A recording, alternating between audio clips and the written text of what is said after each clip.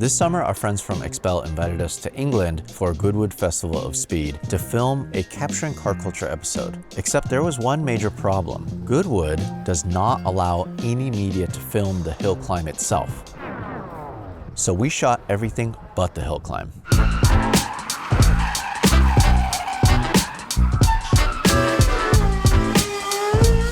That's a very expensive drift car.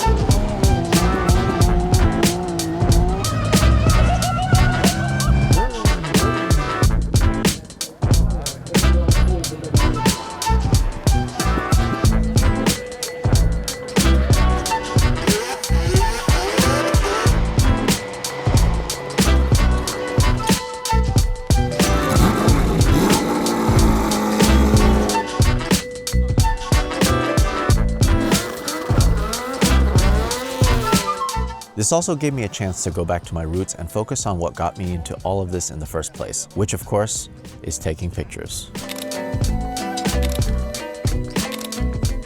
A lot of them. Specifically, I shot 19,262 photos on my Canon R1 mirrorless cameras, which totaled almost half a terabyte worth of memory. Why so much, you ask? Because Goodwood Festival of Speed is one of the most beautiful car events in the world.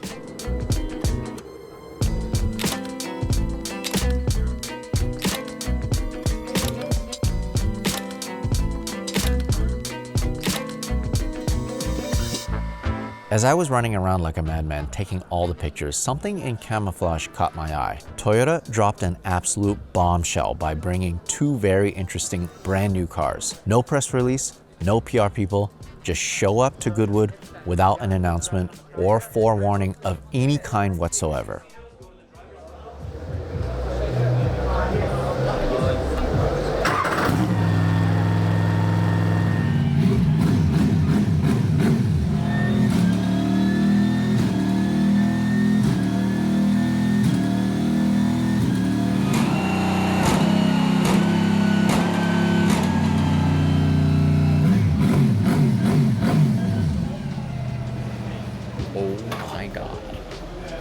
So cool.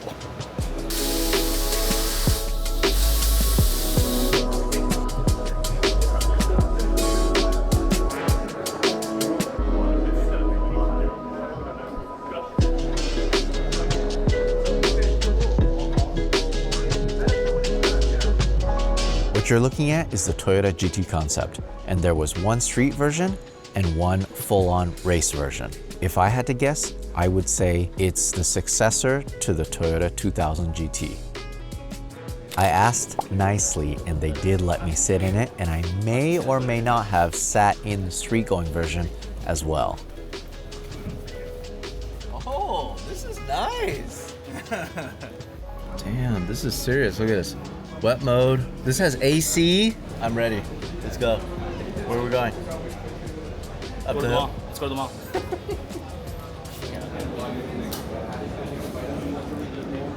Like a glove.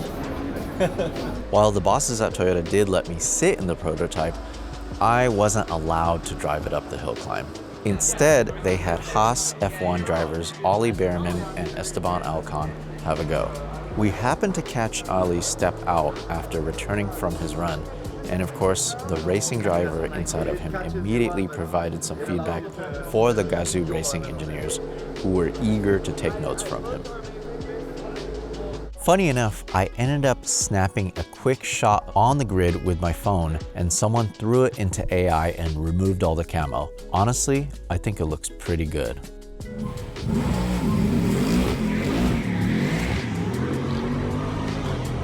The car culture community had a chance to see it, watch it drive, and hear it run for the very first time, but no one knew any details of the car. Goodwood has become the perfect platform for manufacturers to do crazy stunts that otherwise may not get noticed around the world. Companies like Subaru know full well the benefit of having a presence at the hill climb.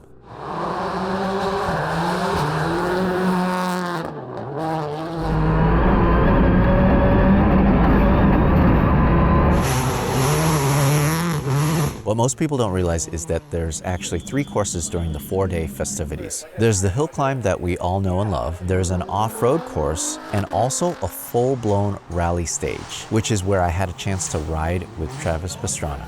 Yeah. No, it's pretty wild out there actually, but not. It's super slow. Like it's very technical. Very technical. Yeah, okay. And it's like ice. So perfect. Nothing could go wrong. Perfect. It's great. All right, here we go. Here we go. Game on.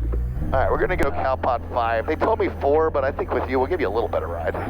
3, 2, 1. Here we go. So a good little takeoff. Oh, jeez. Oh my God. So the other cars are kind of narrower, so some of the ruts are a little small. And then we got like, it's so slick. Watch this next corner, man. We come in and like, we'll handbrake, but it's like, it's just so slippery. Oh, jeez.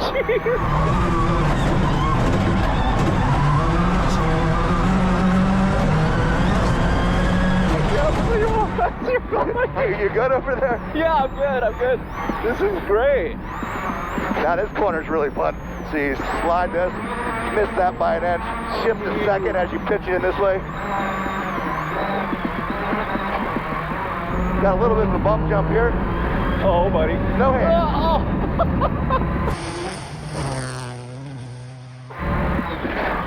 All right. Oop, coming in a little hot. We'll use that bank. We'll use this bank. Oh, Use that bank. oh, that's crazy.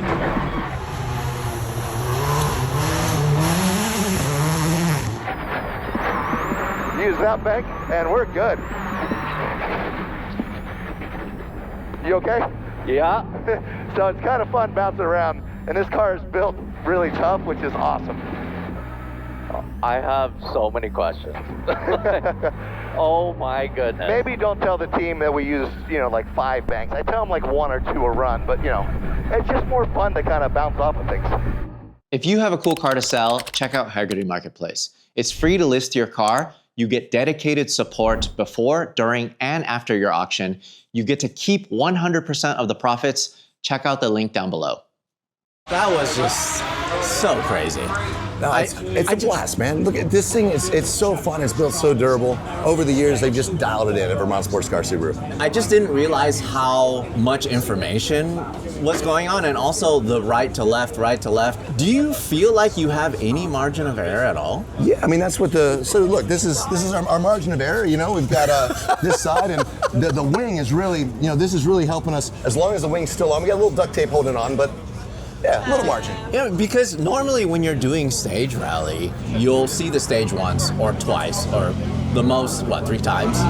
Yeah, I mean, so you go out, you make notes, and you have to run, your job is to run absolutely max chat on the first run. So when Ken Block and I first came to WRC, what we didn't realize was how good they were at the notes and how hard they ran to the notes, how consistently, how few mistakes. So when you run the stage at 35 miles an hour, and you're trying to decide if this is a crest or if this is a jump or if it's a braking or a max, it's really difficult until you have that experience. You've driven so many types of mixed surface racing, right? You've done like trophy trucks as well. I think coming from a motocross background, even Seminole with mountain biking, the 2-wheel riders definitely, even if you look at the car, if you look at so many of the top sports, other than pavement, motocrossers and guys that read dirt, generally don't transfer to pavement so well, myself included. But on the dirt, I feel like a big portion of that is how much grip and where is the grip. Guys like Scott Speed, unbelievable. When the conditions are the same or very similar, Scott's a robot. I cannot touch any F1 driver. But the second the conditions change, the second it's raining here, it's not raining on this side. Like sometimes you go through a stage in the mountains and you got fog on one side, you got rain on one side, you got snow on one side, like Monte Carlo rally, you got pavement, you got dirt, you got ice, and you have to be able to adjust and kind of predict what's coming up without ever knowing it. A rally driver and a racing driver are very, very different in their whole approach, their whole mentality. I definitely fit the motocross rally driver mentality. And then you can see the F1, like just how they're meticulous. They're very thoughtful. That was never really my forte. Pavement, very tough for me, but still a lot of fun. I don't know if you've heard me say this publicly or not, but it's something that I've just been saying ever since I started shooting you doing your Gymkhana thing. Following Ken, following so many other people, when I watch what they do, especially Ken, I'm like, man, that looks like a lot of fun. I wish I could do that. In fact, I would jump in and I would try. Whereas when I watch you do your things, I don't even want to try because it's too scary. It's too much. That doesn't look like fun at all. So our definition of fun is different, my definition than most people, but my brain, honestly, and even like Red Bull and everything did like studies on like all their athletes, but they're like, you don't even start functioning until like it hits the fan. Right. And that's what's really funny. Like if I was trying to go easier, Scotto would always line up cones, and I'm hitting all the cones. He's like, you're gonna die. But you get out there and it's stuff that matters, walls, trucks, cars, vehicles, and when you put me in a really horrible situation, that's my happy place. Dude, Gymkhana 2020, just that shoot alone, you racked up air miles. Like, you being in the air was not measured in feet. I feel like it was measured in miles because of how many times you would jump over and over and over.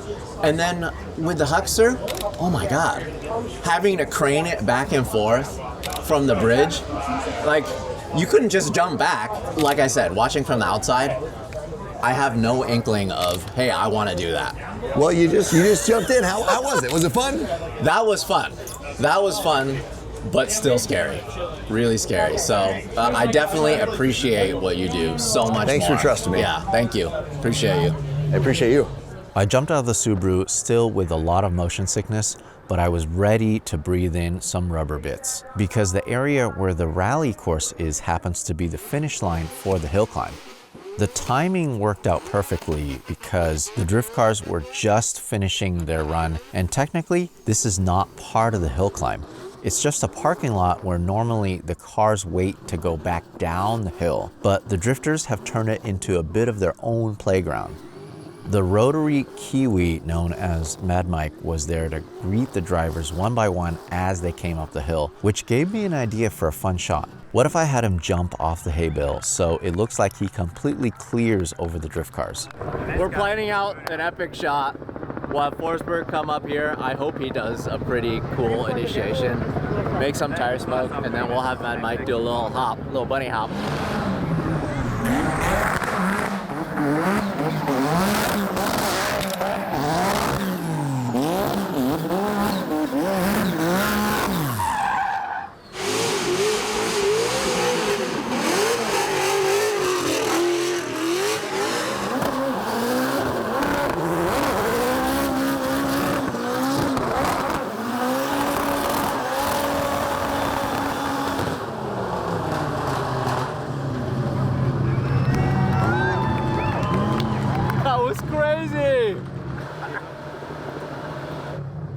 So you hit the rear first? Yeah, I bounced the rear a little too hard. I thought it was gonna be light, but this thing's so freaking long. And then it started pulling the front, but I already knew it was gonna happen because how hard the rear was. So I cranked the wheel to the opposite side, and it I lucked out because it bounced the front off. Dude, I had to steer out of it and keep going. This is so funny. It's like boom, boom, boom. Look at mine too. Wait. We're just smoking nails. Wait, you didn't hit this time though. Not this time. Okay. Yesterday. Yeah. My fender did not handle it as well as his. Right. Mine just disintegrated. It was about a mile walk down the hill, so we hitched a ride with our good friend Chris Forsberg in his Nissan Altima. What kind of Uber is this, man? XL. This one is powered by a 1,300 horsepower VR38 out of a R35 GTR, the ultimate Uber.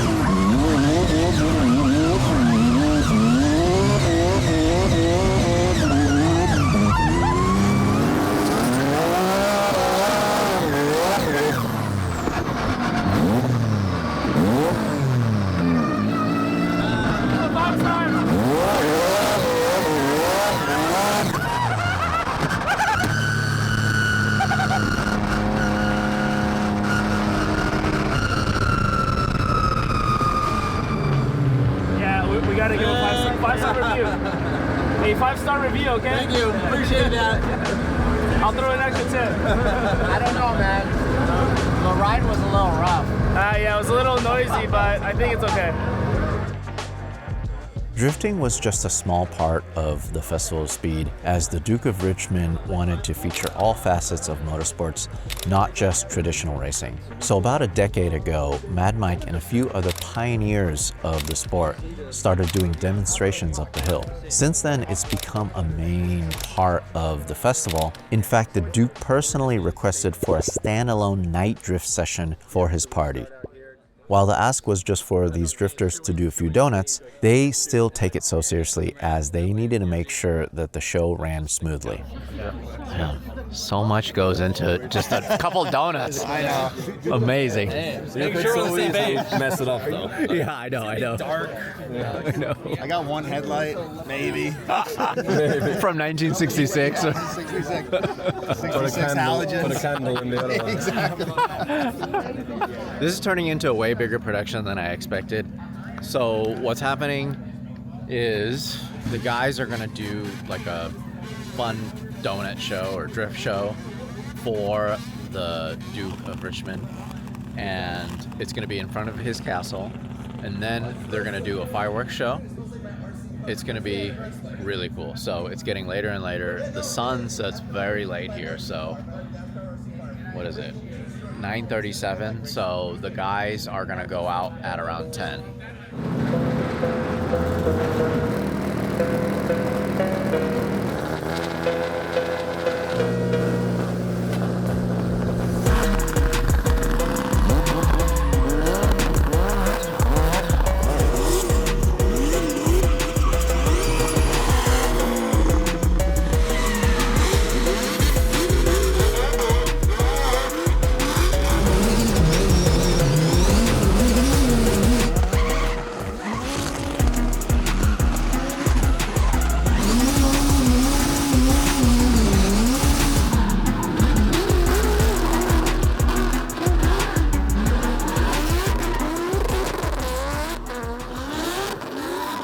The Duke holds gatherings every single night in the Goodwood Mansion during the festival, and there are guests from all over the world that attend the glitz and glamour. The last time I went to Festival of Speed was in 2017, and I can't tell you how much FOMO I had from watching all my friends get ready for the ball. All I could do was take pictures of them getting ready. I told myself the next time I would make it to the ball.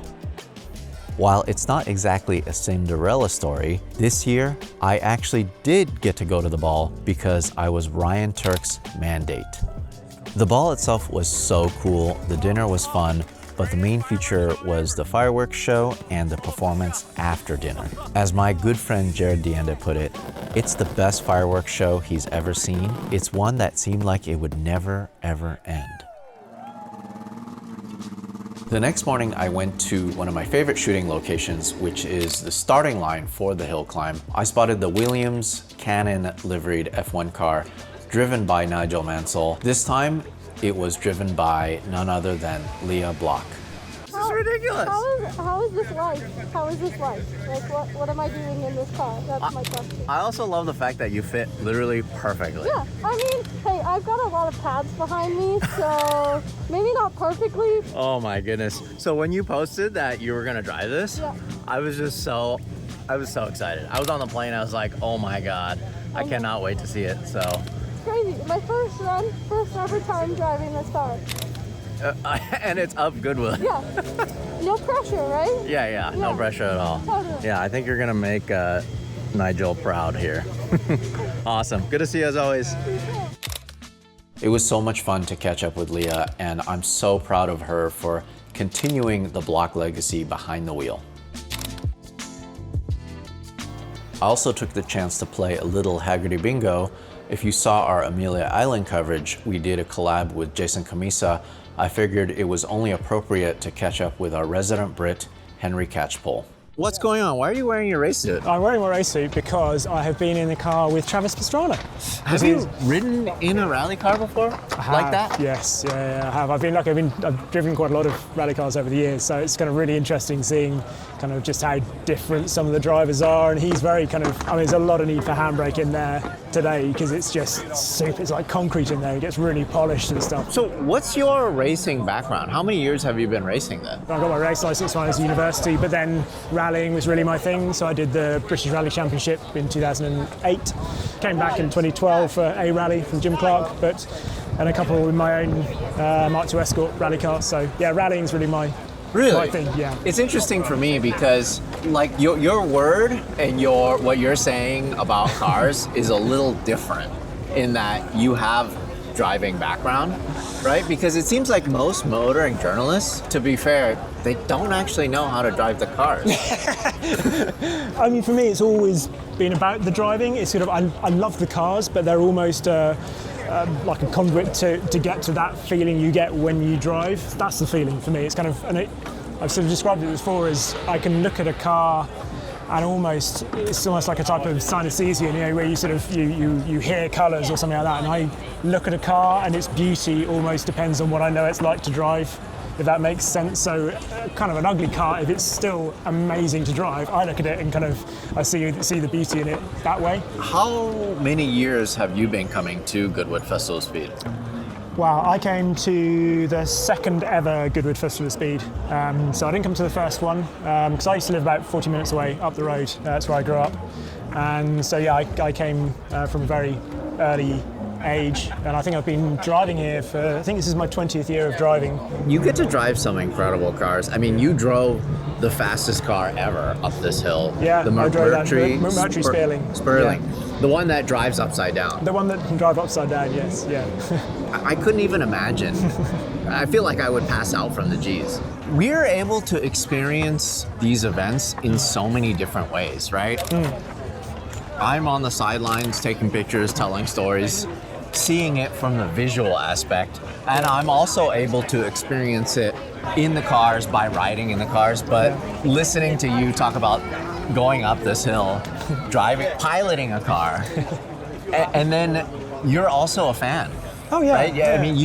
I mean, I came here long before I could, had a press pass and could drive the cars and things like that. And it's the amazing thing because you can get so close to them. So it's that thing of, everybody that comes here, a lot of the cars aren't even roped off, so you can just go and really poke around them and see them. And you walk straight past a car that normally you would spend 20 minutes to half an hour just drooling all over. Yes, of course. Because there's something even more amazing parked just next to it. So one of the first things that I said when I came to Goodwood is that I've been seeing pictures and videos of these cars and these individuals my entire life. I never thought I would be able to see it in person.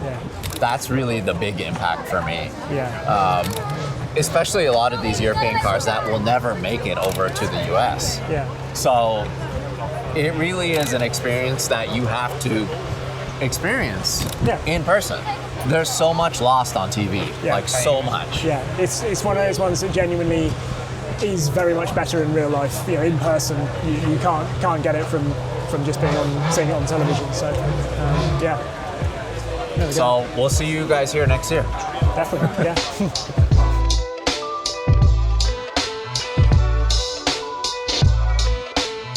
I know this wasn't anything like our traditional event coverage, so I hope you guys enjoyed it. I wanted to give a big thanks to Expel for the invite. Hopefully next time I can get behind the wheel and drive up the hill in some sort of race car. After all, a dream is a wish your heart makes when you're fast asleep.